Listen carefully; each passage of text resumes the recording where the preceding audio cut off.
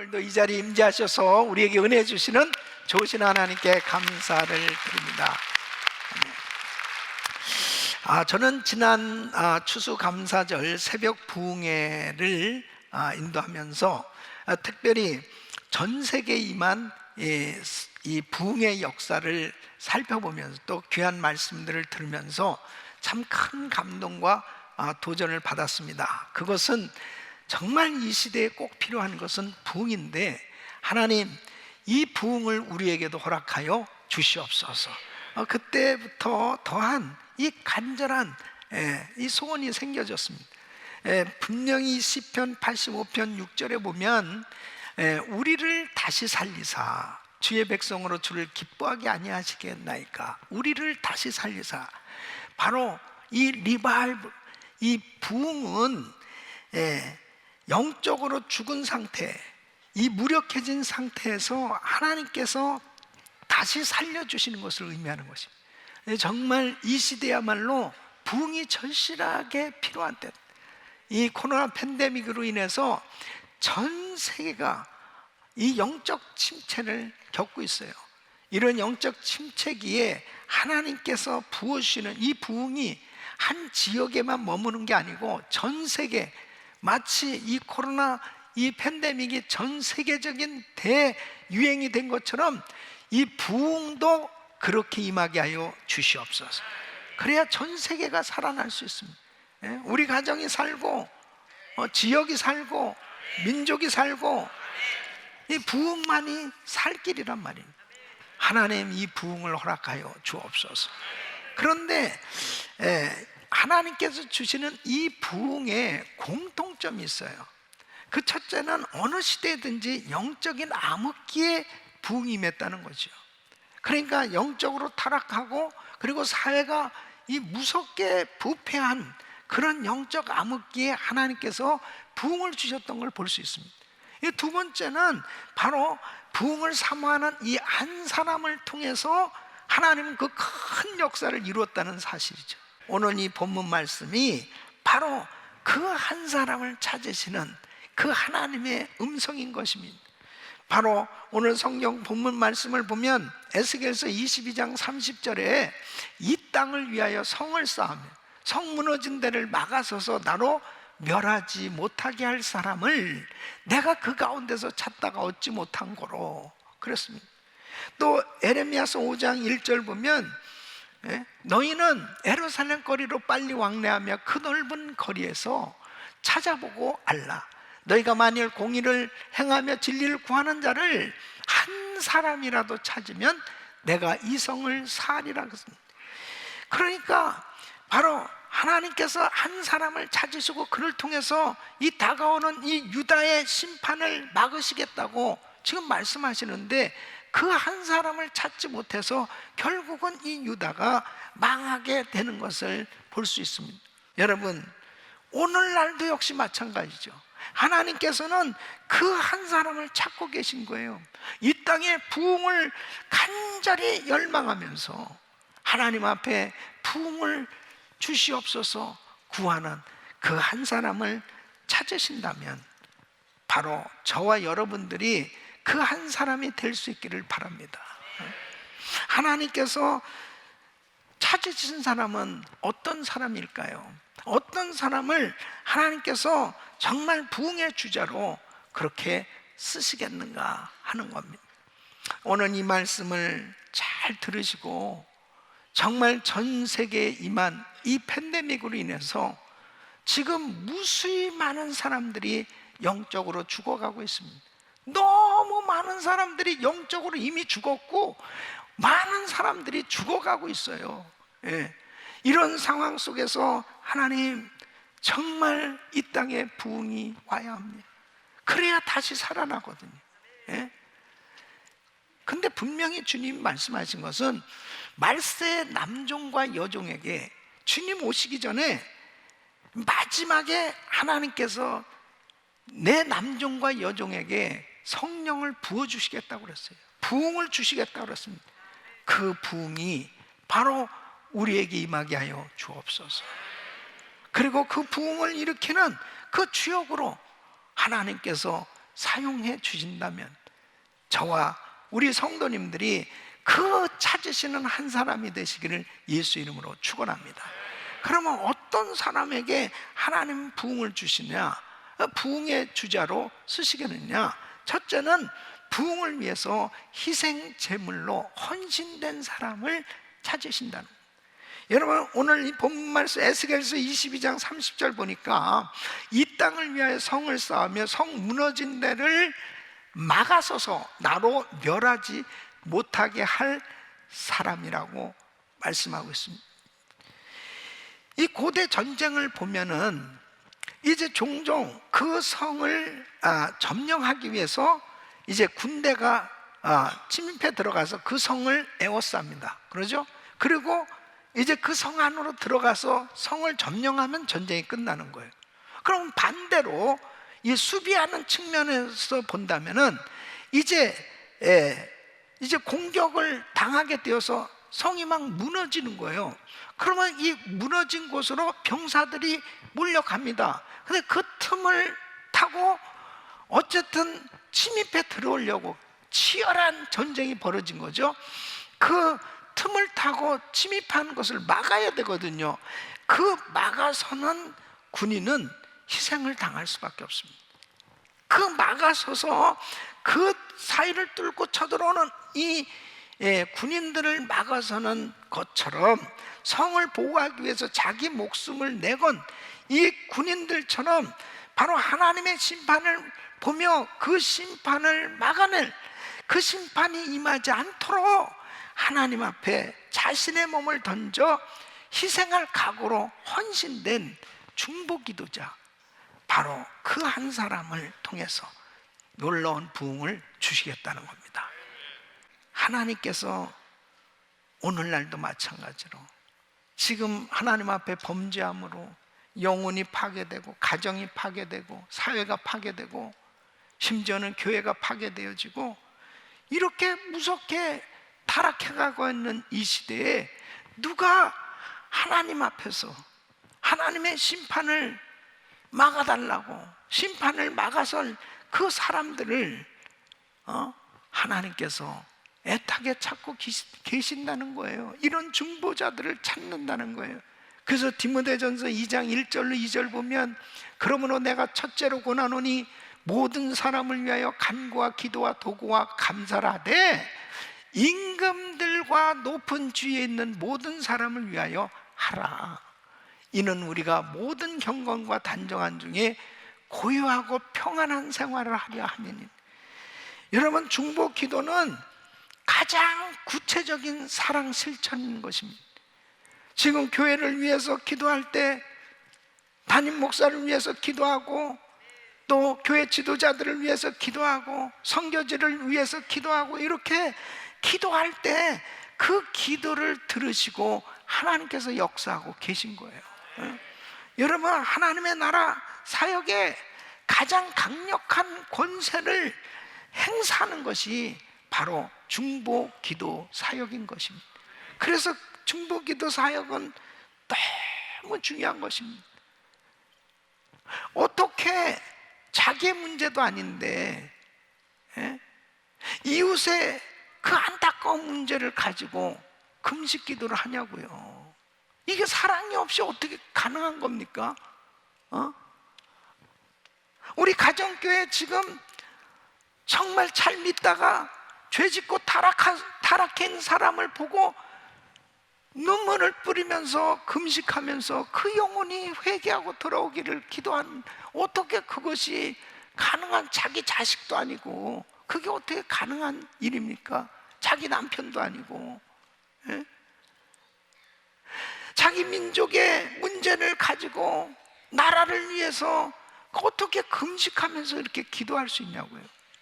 그런데 놀라운 사실은 바로 그 한 영혼을 위해서 그 죄를 끌어안고 회개하며 기도하고 그 민족과 나라를 위해서 그 죄를 끌어안고 기도할 때 하나님은 내 문제를 해결해 주신다는 사실. 하나님 앞에 이렇게 자신을 희생할 수 있는 기도자들, 하나님은 지금도 찾고 계십니다. 바로 저와 여러분이 이런 기도자가 될 수 있기를 바랍니다. 두 번째는 거룩하며 순종의 삶을 사는 사람을 하나님은 찾으시는 거예요. 여러분, 솔로몬이 성전을 봉헌하고 나서 하나님 앞에 일천번째 기도를 드렸을 때 하나님께서 꿈에 나타나셨습니다. 역대하 7장 이 13절로 14절 같이 읽습니다. 시작. 혹 내가 하늘을 닫고 비를 내리지 아니하거나 혹 메뚜기로 토산을 먹게 하거나 혹 연병으로 내 백성 가운데 유행하게 할 때에 내 이름으로 일컫는 내 백성이 그 악한 길에서 떠나 스스로 겸비하고 기도하여 내 얼굴을 구하면 내가 하늘에서 듣고 그 죄를 사하고 그 땅을 고칠지. 하나님께서 이스라엘 백성들의 죄를 지을 때 하나님은 심판하실 수밖에 없었습니다. 깨닫게 하시기 위해서 가뭄을 허락하셨고, 그리고 메뚜기로 황충으로, 그리고 전염병으로 하나님께서 재앙을 내리셨습니다. 이러한 재앙이 있을 때에 이제 하나님의 백성들이 성전에 모여서 무엇을 해야 될 것인가를 말씀하고 있어요.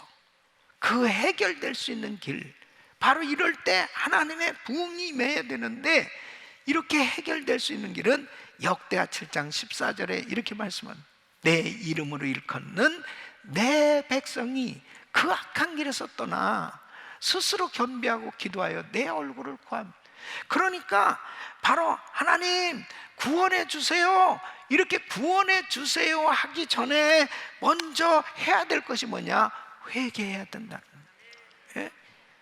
마음을 겸비하고 악한 길에서 떠나야 된다. 이 악한 길에서 떠나는 겁니다. 그러니까 회개는 그냥 입술로 그냥 잘못했습니다 이것이 아니고 악한 길에서 떠나야 된다니까요. 예? 그 죄를 버려야 된다니까요. 우상을 섬기고 있다면 우상을 다 불태워버려야 되는 거야. 다 불태워야 되는 거예요. 예? 만일 내가 도둑질을 했다면 갚아야 되고, 예? 이 범죄한 거에 대해서 이제는 다시는 그런 짓을 하지 않겠다고 결단하고 죄를 버려야 되는 거예요. 이게 진짜 회개예요. 이게. 예? 이렇게 회개된 그 심령, 성결한 사람, 회개된 사람에게 하나님은 부흥을 주시는 겁니다. 예? 그러니까 무너진 성 사이에 서서 하나님의 백성에게 임할 재앙을 막아서려면 내가 먼저 회개되어지지 않으면 안 된다는 거예요. 하나님 앞에 모세처럼 하나님, 이 백성들의 죄가 나의 죄입니다. 내 죄입니다. 이 민족의 죄가 나의 죄입니다. 내 죄입니다. 하나님 앞에 회개하면서 기도할 때 하나님께서 부흥을 주시는 줄로 믿습니다. 그래서 사무엘 선지자가 이렇게 회개하며 하나님 앞에 겸손하게 거룩한 심령으로 기도할 때 사무엘상 7장 13절에 보면 여호와의 손이 사무엘에 사는 날 동안에 블레셋 사람을 막으심에 그렇습니다. 그러니까 하나님이 막으시면 되는 거죠. 그런데 중요한 것은 이 마귀는 기도하는 사람들을 미혹시키는 겁니다. 기도하는 사람을 자꾸 죄짓게 만들고 넘어지게 그렇게 역사하길 원하는 거예요, 마귀가. 자, 그래서 더럽혀지면 기도를 못하는 겁니다. 그러니까 중보 기도자가 되려면은 하나님 앞에 먼저 성결해지고 회개된 심령이 되어져서 거룩되어야 하나님 앞에 담대하게 기도할 수 있는데, 이게 회개가 안 되어지고 자꾸 이 죄 가운데 있으면은 중보 기도하기 위해서 모였는데 이 마음이 불편한 거예요. 나 같은 사람이 무슨 이런 기도를 할 수 있는, 무슨 나라를 위해서, 민족을 위해서, 뭐 목사님을 위해서, 뭐 교회를 위해서 무슨 기도를 계속 이게 주눅이 되는 거예요. 눌리는 거예요. 그러니까 중보 기도가 안 되는 거예요. 그래서 중보 기도를 하려면 하나님 앞에 철저히 회개되어져야 돼요. 철저히. 죄를 싹 버려야 된다. 오늘 말씀 보면 에레미야서 5장 1절 말씀 보면 너희는 예루살렘 거리로 빨리 왕래하며 그 넓은 거리에서 찾아보고 알라. 너희가 만일 공의를 행하며 진리를 구하는 자를 한 사람이라도 찾으면 내가 이 성을 사리라. 하나님은 무슨 위대한 사람 찾는 게 아니에요. 대단한 사람 찾는 거 아니에요. 하나님 앞에 죄인됨을 고백하고 하나님 말씀 앞에서 떠는 겸손한 사람을 찾으신 줄로 믿습니다. 그래서 이사야서 66장 2절에 이렇게 말씀하죠. 나 여호와가 말하는 나의 손이 이 모든 것을 지어서 다 이루었느니 물은 마음이 가난하고 심령에 통해하며 나의 말을 인하여 떠는 자 그 사람은 내가 견고하려니와. 회개가 제대로 되어지지 아니하는 부르짖음에는 아무 역사가 없다는 거죠. 다시 말씀드리면 우상 숭배를 하고 부르짖고 죄를 버리지 않고 하나님보다 자신을 더 사랑하고 세상을 더 사랑하고 있으면서 부르짖고 명예와 권력과 지위를 이용해서 하나님이 싫어하는 것들을 온통 해가면서 그런 것들을 주저하지 않고 망설이지 않고 그런 잘못된 죄를 저지르면서 부르짖고 있다면 아무런 역사가 일어나지 않는다는 것입니다. 어찌 마음으로 사람을 미워하면 살인죄라고 그랬는데 그냥 미워하는 것을 당연히 생각하면서 남의 것을 탐하는 것은 도둑질이라고 하는데 시기 질투하는 것은 분명한 죄임에도 불구하고 그런 것을 그냥 아예 당연하게 생각하면서 부르짖고 있다면은 하나님이 너무 괴로워하신다는 거예요. 너무 괴로워하신. 이사야에게 보여준 건 네 입술이 너무 부정하다. 하나님 앞에 너희 입술은 나를 존경하지만 내 마음은 내게서 멀잖아. 너는 나에게서 너무 멀리 떠나가 있어. 마음에도 없는 부르짖는 것은 아무 영향을 줄 수 없어. 하나님의 감동을 받으실 수 없어. 하나님 앞에 철저히 구체적으로 죄를 버려야 됩니다. 저는 금년 한 해가 가기 전에 우리 성도님들과 함께 다시 한번 혹시라도 숨겨진 죄가 뭐가 있을까? 하나님 보시기에 합당치 않은 죄가 뭐가 있을까? 이러한 것들에 대해서 다 내놓고 우리 주님 앞에 모든 죄를 토설하고 그리고 죄를 다 청산해버리는 이런 시간이 되어질 수 있기를 간절히 축원합니다. 그래야 하나님이 쓰실 수 있어요. 우리의 부르짖음이 더 강력하게 하나님의 마음을 감동시키는 이런 기도가 될 수 있어요. 그럴 때 하나님이 부흥을 주신다는 거예요.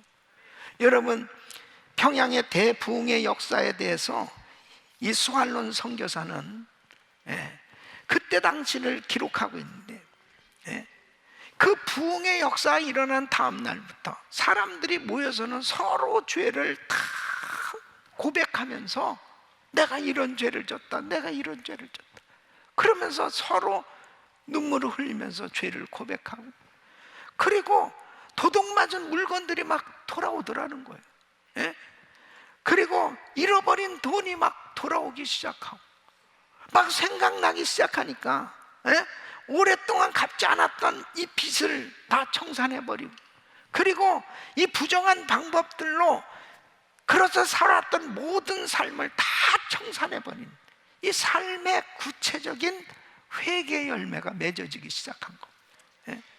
그러니까 심지어는 어떤 집회에서 한 사람이 손을 들고 이 교회에서 가까운 저 계곡에서 사실 제가 사람을 죽였습니다 하고 그냥 기절해버린 이런 일이 막 일어나는 거예요. 그러니까 그 죄를 토설하지 않고는 막 견딜 수가 없는 거예요. 견딜 수가 없는. 이게 진짜 부흥이라니까요. 이게 진짜 부흥이에요. 예? 얼마나 오늘날 많은 사람들이 정말 잘못된 생각을 가지고도 포자치 아무렇지도 않게 그렇게 신앙생활들을 하는 거예요. 막 남을 미워하고 정죄하고 그리고 시기하고 그러면서도 아무렇지도 않은, 예? 그런 가운데서는 성령님이 역사하실 수 없다.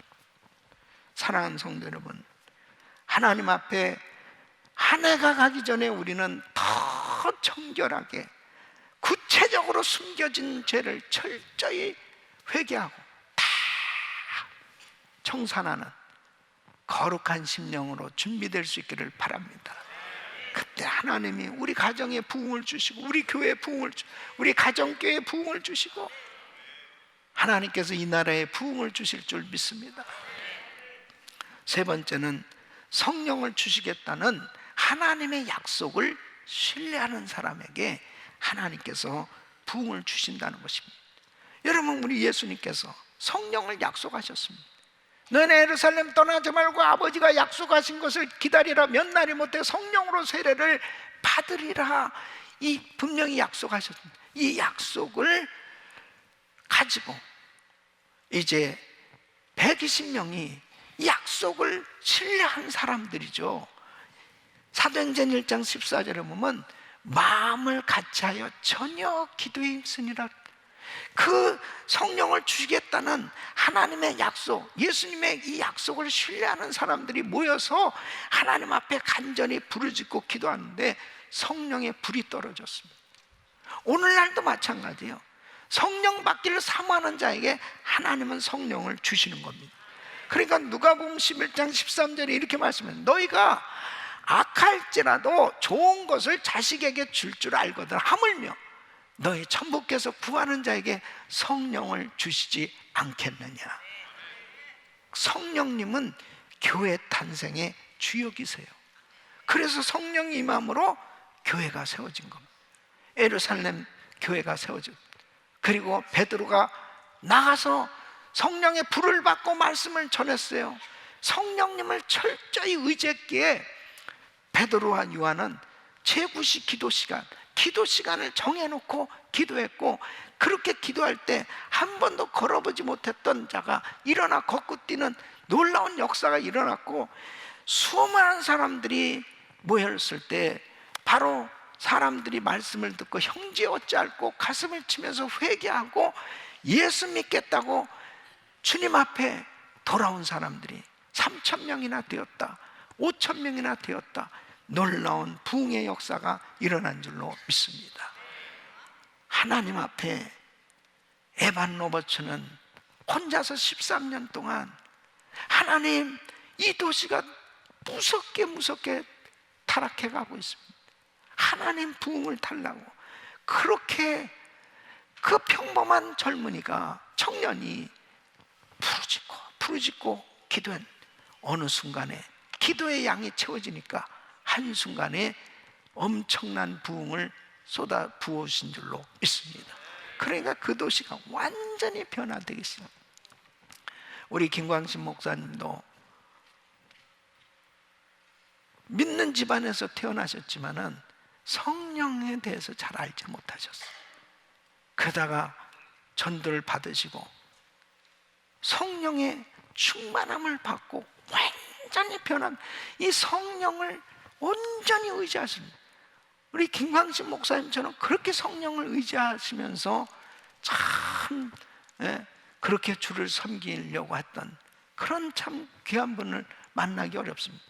그렇게 기도하며 성령을 의지했을 때 하나님께서 작은 수가 모였지만 그곳에 성령의 불이 임한 거예요.